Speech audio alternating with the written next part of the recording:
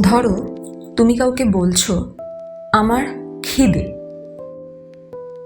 কিন্তু আমার খিদে এটুকু বললে কি আদৌ মানে পরিষ্কার হচ্ছে? আমি ক্ষুধার্ত না আমার খিদে পেয়েছে, কি বোঝাতে চাইছো?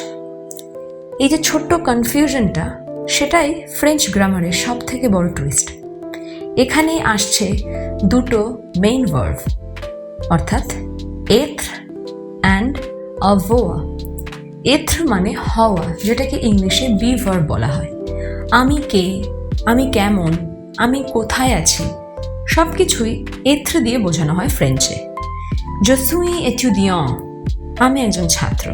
Elle est heureuse, সে খুব খুশি। অন্যদিকে avoir মানে আছে বা কোনো কিছু পজিশনে বোঝায়, অর্থাৎ ইংলিশে যেটা হ্যাভ ভার্ব।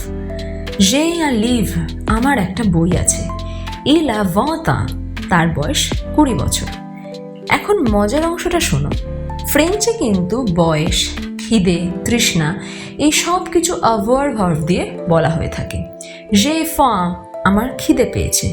J'ai soif, আমার তেষ্টা পেয়েছে। বাংলায় যেটা আমি আছি, ফ্রেঞ্চে সেটা আমার আছে হয়ে যায়।